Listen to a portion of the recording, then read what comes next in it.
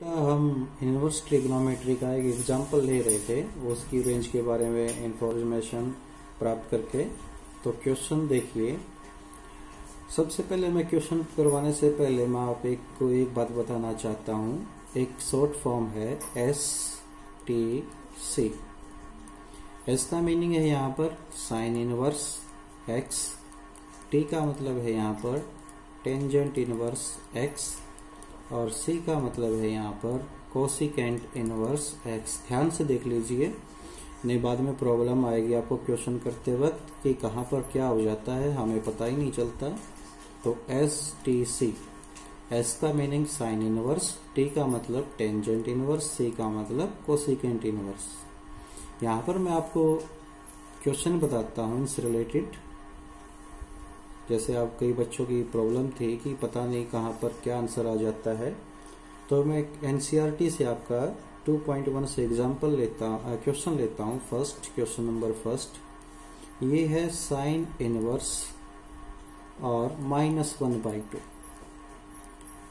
इधर मैं एक दूसरा क्वेश्चन लेता हूँ, इधर लेता हूँ मैं टेंजेंट इनवर्स -√3। तो इनमें बेटा ये एक ही लाइन के क्वेश्चन है, इनको कैसे करना है वो देखिए। जैसे मैंने आपको तीन चीजें बताई, sine inverse x, tan inverse x और कोसिकेंट इनवर्स एक्स। इनमें ये तीनों चीजें अलग क्यों बताई?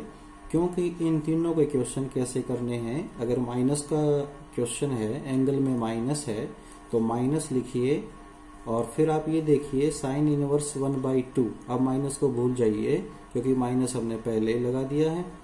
अब साइन किस एंगल पर 1/2 देता है? तो 30 पर। तो 30 को लिखते हैं हम π/6। तो हमारा आंसर आ गया -π/6। दूसरा क्वेश्चन है हमारा, ये क्वेश्चन नंबर सेकंड है NCERT में 2.1 में। अब टेंजेंट का क्वेश्चन है, एंगल में माइनस लगा हुआ है, तो आंसर में पहले माइनस लगा लें। फिर आप देखें कि टेंजेंट किस एंगल पर √3 किस एंगल पर देता है। माइनस को भूल जाइए क्योंकि माइनस का काम हम कर चुके हैं। तो √3 आता है 60 पर, तो 60 होता है π/3। तो इसका आंसर आ गया -π/3। तो ये मैंने वो क्वेश्चन करवाए जिनके एंगल में माइनस था, और स्पेशल तीन चीजों के साइन, टेन और कोसिकेंट। एक प्लस में भी करवाता हूं मैं आपसे। एक प्लस में कोसिकेंट का लेते हैं हम एक क्वेश्चन। कोसिकेंट, ये क्वेश्चन नंबर थर्ड है, कोसिकेंट इनवर्स 2। अब बेटा जिसका एंगल में माइनस नहीं है तो इसका आंसर है वो प्लस का ही आएगा। आप कैसे चेक करोगे कि कोसिकेंट किस एंगल पर 2 देता है? तो इसका एक आइडिया ये है बेटा, देखिए इधर आप 2 का रेसिप्रोकल ले लीजिए, क्या आएगा 1/2।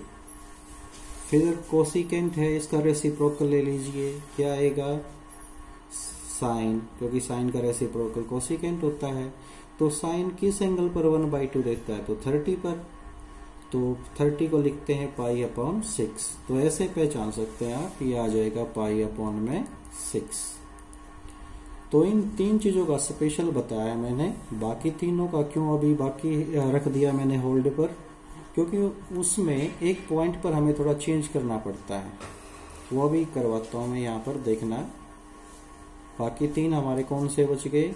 एक तो बच गया हमारा कोस इनवर्स एक्स, एक बच गया हमारा कोट इनवर्स एक्स, एक बच गया हमारा सिकेंट इनवर्स एक्स। अगर इनका जो एंगल है वो प्लस का होगा तो हम सेम काम करेंगे जो ऊपर इसमें करते थे, साइन में, टेंजेंट में, कोसिकेंट में। जैसे प्लस वाले क्वेश्चन करवाता हूं मैं जिनके एंगल में प्लस आता है। हम लेते हैं क्वेश्चन नंबर 7। ये है सिकेंट इनवर्स 2/√3। अब बेटा इसके एंगल जो है वो प्लस का है, तो हम सेम ऐसे ही काम करेंगे जैसे ऊपर कर रहे थे। तो इसका आंसर लिखते हैं। अब कई बच्चों को टेबल लर्न नहीं होगी कि 2/√3, क्योंकि टेबल 10 तक जो हमारी है उसमें मोस्टली टीचर लर्न करवाते हैं साइन का, कोस का, टेंजेंट का। आगे बोलते हैं कि आगे आप रेसिप्रोकल करके चेक कर लेना, देख लेना। तो हम ऐसे ही काम करेंगे। 2/√3 का रेसिप्रोकल क्या होगा बेटा, यहाँ पर रफ में देखिए √3/2, और फिर सीकेंट है तो सीकेंट का रेसिप्रोकल कोस होगा। तो हम ये देख लेंगे कि कोस किस एंगल पर √3/2 देता है, तो ये देता है 30 पर, तो 30 को लिख सकते हैं π/6, तो इसका आंसर क्या आ गया π/6। तो अब मैं उस पॉइंट पर आता हूं, मैं कह रहा था कि मैं थोड़ा सा ज्यादा ध्यान रखना है जब इनके एंगल में माइनस आ जाए। किन के एंगल में, बस 3 चीजों के, कोस के, कोट के और सीकेंट के, उसमें ध्यान ज्यादा रखना है, उसमें एक डिफरेंट काम करना है। वो देखिए यहां पर क्वेश्चन नंबर मैं 5 लेता हूं। 5 है कोस इनवर्स -1/2। अब बेटा इसका आंसर लिखते हैं, तो ये सबसे डिफरेंट है। जब कोस के, कोट के और सीकेंट के क्वेश्चन में एंगल में माइनस आ जाए तो आपने क्या करना है, पाई माइनस पहले से ही लगा कर रखना है। पाई माइनस, क्योंकि उसका जो आंसर आएगा वो हमने पाई में से माइनस करना है। अब हम चेक करते हैं कि कोस किस एंगल पर 1/2 देता है, तो कोस 1/2 देता है हमारा 60 पर, और 60 को हम लिख सकते हैं π/3। तो ये π/3 है हमारा जो आया है, लेकिन इसको हमने किस में से माइनस करना है, पाई में से। जब भी इन तीनों का क्वेश्चन हो, कोस इनवर्स का, कोट इनवर्स का, सीकेंट इनवर्स का, और एंगल में माइनस आ जाए, तो उसमें आपको बड़ा ही ध्यान रखना है, क्योंकि उसका जो आंसर है वो हमेशा किस में से माइनस करना है, पाई में से। तो अब हम इसका एलसीएम लेंगे 3, और ये आएगा 3π माइनस पाई, तो ये आ जाएगा हमारा 2π/3। तो बच्चे इसी में ज्यादा कंफ्यूज होते हैं। जब कोस इनवर्स का क्वेश्चन हो, कोट इनवर्स का हो, सीकेंट इनवर्स का हो, और फिर आंसर पीछे मैच करते हो तो कुछ और मिलता है।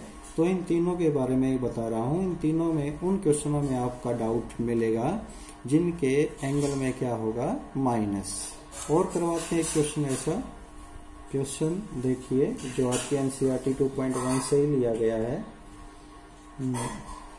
माइनस का तो कोई क्वेश्चन मिला नहीं है, लेकिन मैं अपनी तरफ से बना लेता हूं। क्वेश्चन नंबर 8 जो है वो है कोट इनवर्स √3। अब √3 दे रखा है, तो मैं अपनी तरफ से इसके आगे माइनस लगा लेता हूं। तो इसका आंसर कैसे निकालेंगे, तो बेटा कोट इनवर्स है, तो मुझे पता है कि इसका जो आंसर आएगा वो पाई में से माइनस करना है। और अब मैं चेक करता हूं कि कोट किस एंगल पर √3 होता है।